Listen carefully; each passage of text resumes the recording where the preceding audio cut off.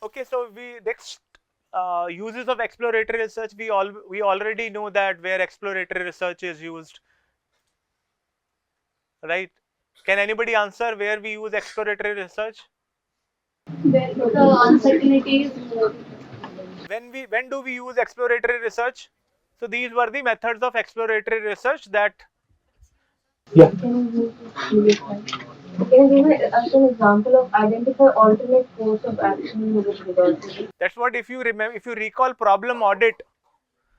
In the problem audit, the market researcher asked the manager about McDonald's case. If you recall that, what are the, when the situation was discussed that Wendy's and other uh, competitors, they were introducing new products, new burgers, sandwiches, and they were doing aggressive promotions, and at the same point of time McDonald's promotions were not doing that well. So the researcher asked, how have you, if you have to take immediate action, what are the alternative courses of action with you? These are those alternative courses of action. I should ask you what is this. You should not ask me because I have already discussed this.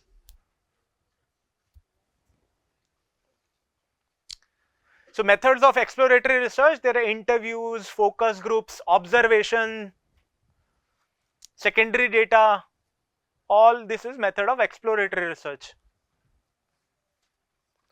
Descriptive uses, we know, I already told you, get in the descriptive research, we describe the market characteristics in terms of their demographics, psychographics, what they think about their brands, how they feel about their brand, and then we try to see the correlation, or we do the statistical test to test the hypothesis.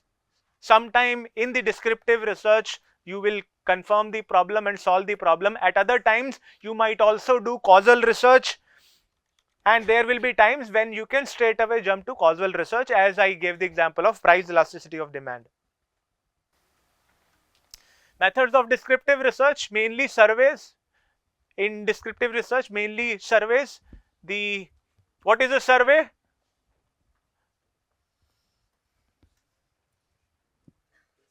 A questionnaire based form, right? That is, we say survey. In descriptive research also, we can use secondary data. There is panels, there is observation. We will discuss this methods of descriptive research as we move on.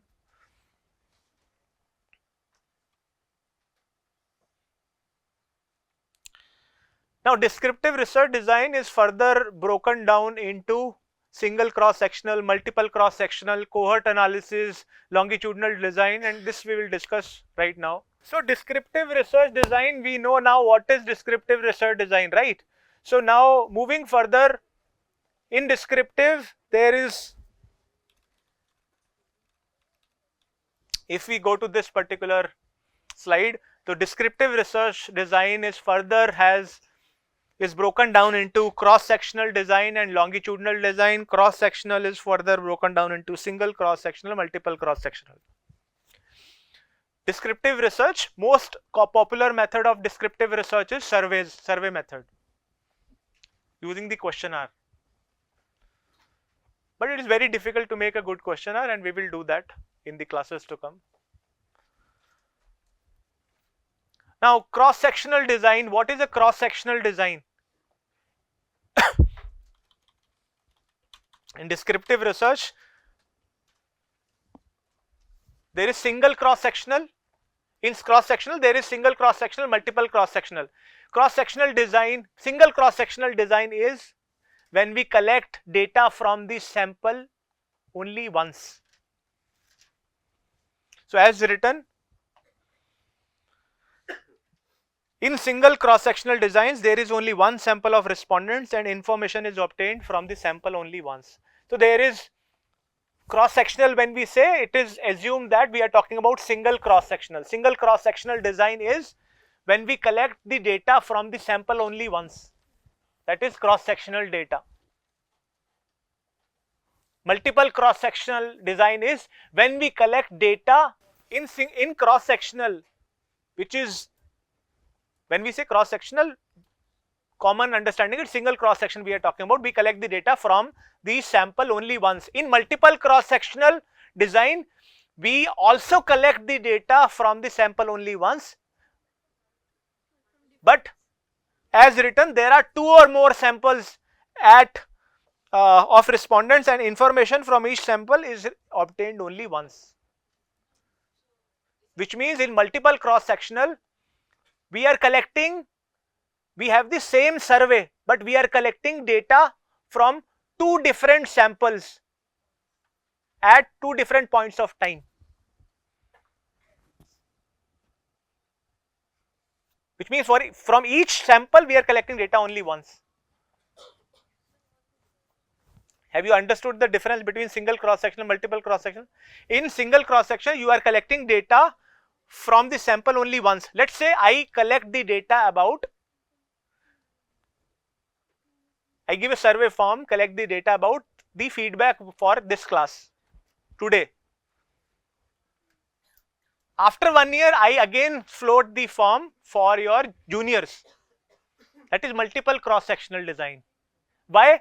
The same questionnaire, samples are given the questionnaire only once, but the data is collected twice. Data is collected multiple times from two different samples at two different points of time. That becomes multiple cross-sectional design. There are two or more samples of respondents and information from each sample is obtained only once. That becomes multiple cross-sectional designs. Why we do multiple cross-section? You are not collecting from different groups. You are collecting from a different sample which is representative of the population. That is multiple cross-sectional design.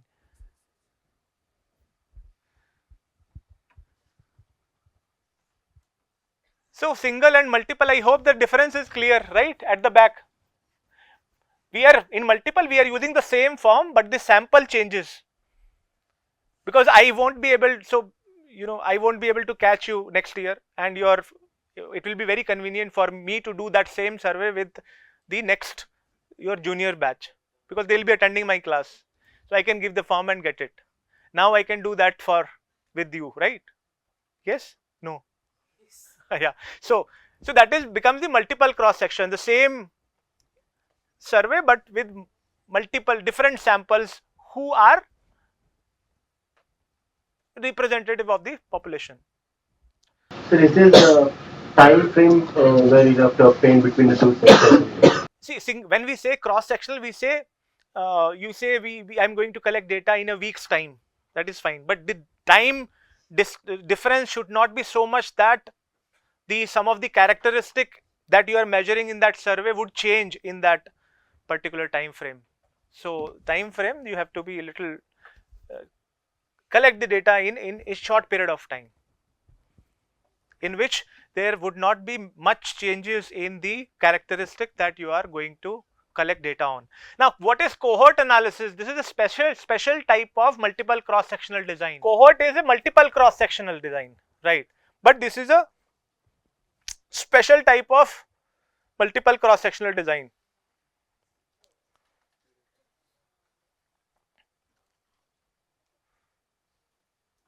So cohort, what is this? The meaning of cohort is, cohort represents a group of people who encounter the same event at the same time interval, who have undergone the same event during the same time interval. That becomes a cohort. In this case, let's say, take an example. So there was a particular study done about the cola consumption in US, and the first cohort, so in 1950 the study started, where people from age group of 8 to 19, their cola consumption was noted down. It was 52.9 units, whatever units are there out of 100.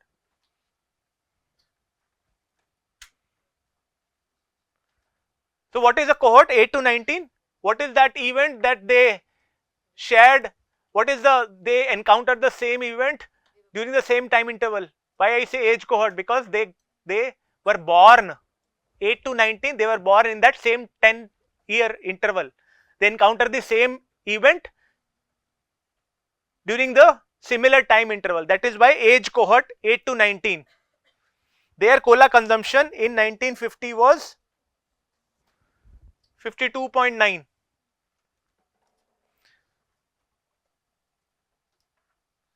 Then after 10 years, when they became 18 to 29, the cola consumption became 62.6. But this is It's not. This is the showing the 1960s. after 10 years. So what is happening? Please listen. This in this example, in the US in 1950, from the age cohort 8 to 19, which means group of all the people who were 8 to 19 years of age in 1950, from that which the population of which was 5 lakh, about 100 people were selected and their cola consumption data was taken, which was 52.9. After 10 years, the same data is taken from a different sample, because you cannot get the same 100 after 10 years. You don't know, many would have passed away, many would have flown to some other country, many would not remember you, many you would not remember. So after 10 years, that cohort all would be then 18 to 29, and the population of them was 5 lakh, right? After 10 years, how difficult it is from that 5 lakh to get to the 100 people? Very difficult, impossible. So after 10 years, from the same age group cohort, which were 8 to 19 in 1950, you selected 100 people randomly and took their cola consumption data. That becomes, it is multiple cross sectional. You collected the same survey, same data, answer to the same question with 2 different samples at 2 different points of time, but it is a cohort analysis because you are collecting it from the same cohort. The only difference is here it is cohort, from you are selecting from 2 different samples, but they belong to the same cohort and you are collecting it from at multiple points of time. So if you look at this particular example, if you just look at the data for any particular year without looking at any other data point, which means just look at the data for one particular year, 1950, don't look at any other data point. Here, if I hide the data for all other years, just look at 1950 or 1960. If you are the brand manager, you have this data. Look at 1950, what will be your conclusion? As the age increases, cola consumption decreases. So which means you will say, you will either keep your target as young people because their cola consumption is more, you want to sell them more, unless the population of youngster is becoming less day by day. So you would say that as age increases, cola consumption decreases. That will be your conclusion, and your then brand strategy, marketing strategy would be based upon that. Now look at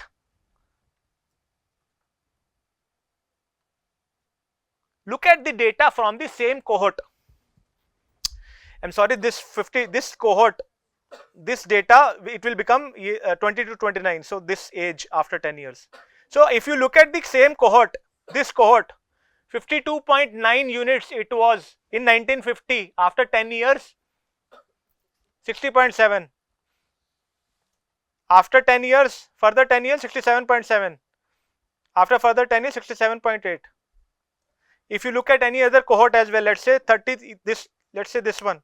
If you start from this cohort, after 10 years, they will be 20 to 29. This is their reading.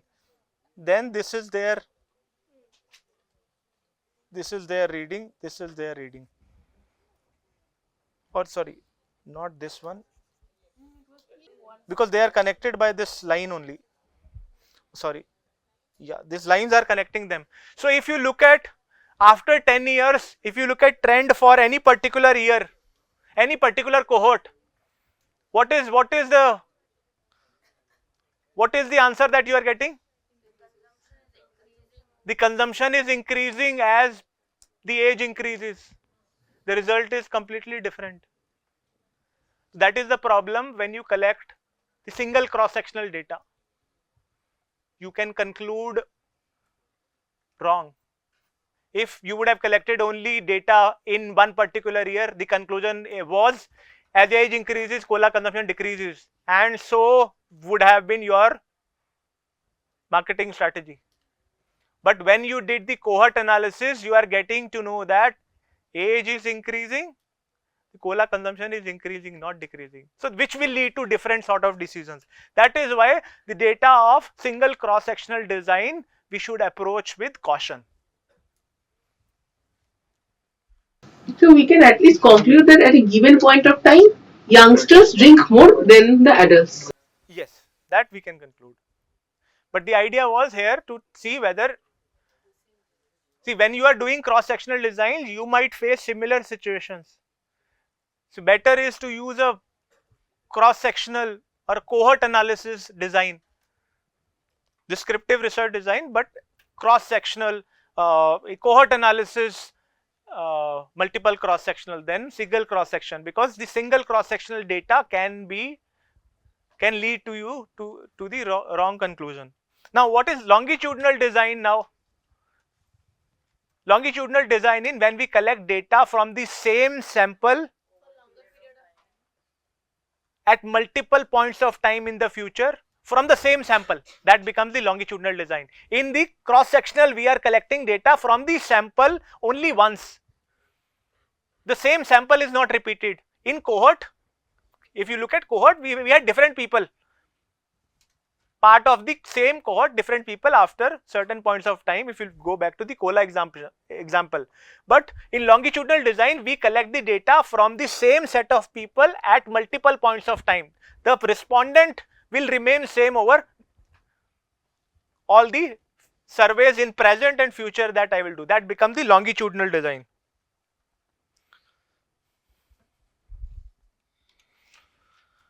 So there are some advantages and disadvantages of cross-sectional versus longitudinal design that you can read on your own. Now there is again one more example of why the longitudinal design are a better form of design than the cross-sectional or even multiple cross-sectional. Now this is an example where a survey was conducted in a particular supermarket, a big supermarket, an audit of brands in a particular product category audit, or the survey was conducted for a particular product category, and there are 3 brands in a big supermarket, brand A, B, C. So at time period 1,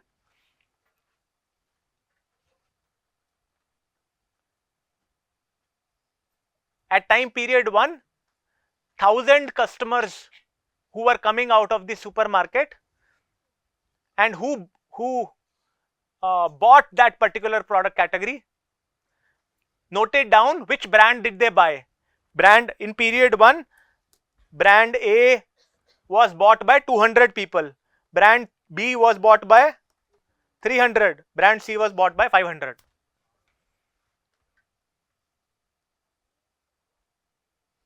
Right. Now the same survey was done after 3 months, after a quarter, in the same supermarket. In the same supermarket, same survey was done, but we cannot say people who visited when 3 months before, when you were there to collect data, the same people will be shopping, right? There will be different people, but data is, the questionnaire is same, the supermarket is same, you are collecting data from a different sample. So 1000 customers you again surveyed and found that Brand A again 200 people are buying, brand B is 300 people are buying, brand C 500 are buying. So what will be conclusion if you are a brand manager? Apparently, the proportion is unchanged. Currently the proportion is unchanged. Our market share position is not changed. Brand A would say it did not decline, it did not increase. Likewise, brand B, brand C. So they would have some courses of action based upon this result, right? Now, suppose that this would have been a longitudinal design, which means these people who were surveyed at time period 1, after 3 months,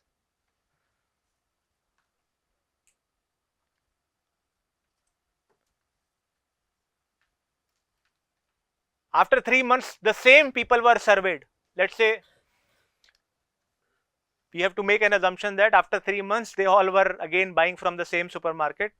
Make that assumption, or we can actually this assumption we will have to make, that if we surveyed the same people, let's say after a quarter, not for a single day, let's say we surveyed them over 2-3 days, and it just happened that all 1000 customers visited that supermarket. So we had now data at time period 1 from that 1000 respondents and data at time period 2 from the same. What are the results? The results are, in time period 1,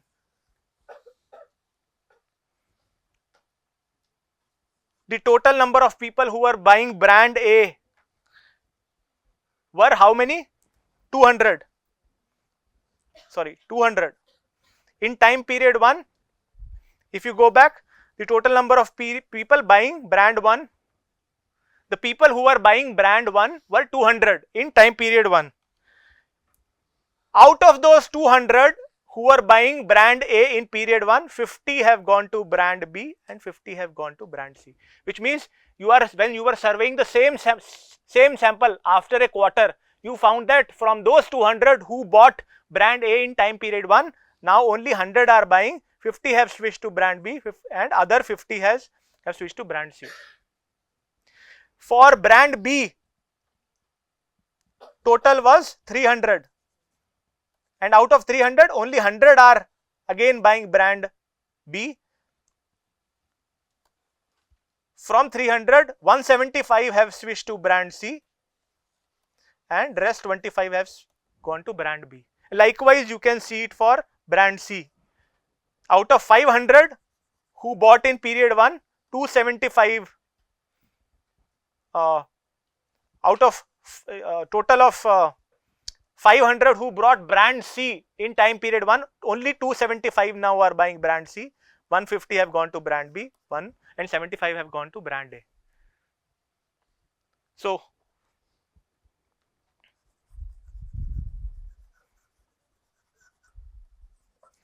if you calculate the switching, how much switching has happened? So now brand A in time period 2, 100 are buying, earlier there were 200. Brand B now 100 are buying, earlier there were 300, and brand C now there 275 are buying, earlier there were 500. So you will get to know this brand switching behavior. This is 50%. This is how much? 33.3%, and this is some 55, let's say. So which brand has the most problem? Brand B, because only 1/3 of the customers are repeat buyers, everybody else have shifted to other brands. This kind of result you will get only with the longitudinal design. Whereas if you would have done the multiple cross sectional, what results you were getting? That our market share is same, there is no problem, we need not do anything. But now when you survey the same sample at 2 different points of time, you found that people who are buying in time 1, how many are again buying the same brand in time 2? Therefore, you will get the customer loyalty and brand switching. The brands who are facing more switching are in problem. They would initiate some different actions than what they would have initiated if they would have used multiple cross-sectional design. So then, but this longitudinal data also shows that the brands are not well differentiated in this case. No, it just shows you the customer behavior. Why people are repeatedly buying a particular brand. The possible reason could be they like its effect, its outcome of what they are using, and for brand B the switching is very high, which means there is a possibility that its product use is not good. That is why so next, this is a symptom. Then one could have a exploratory research problem and further market research, but the idea is cross sectional can get you to the wrong conclusion. So cross sectional results from cross sectional studies you have to approach with caution. If possible, do the multiple cross sectional or cohort or longitudinal.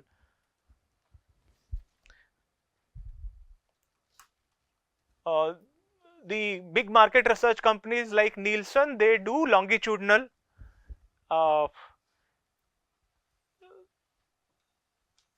The sample they recruit for doing longitudinal design, they are called panels. So they collect data over a period of time, multiple times from them, to see their change in buying behavior for various FMCG products.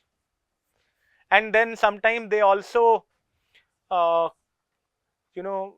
reinforce that data with some other data, let's say TV watching data, or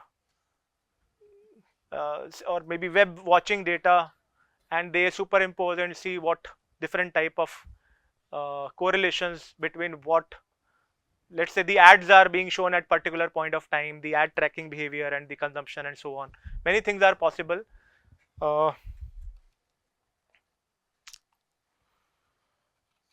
So error we will not read as of now. So I hope the little you got little idea about the research design. What is a research design? Different types, and what happens in exploratory, what happens in conclusive, what happens in descriptive, what happens in causal, in descriptive, cross sectional, single, multiple, cohort, and longitudinal. See, next class we will be doing one hands-on method on secondary data analysis. We will be doing some sort of thematic analysis. We will be also looking at focus groups, in-depth interviews, and projective techniques. So do not miss the next class.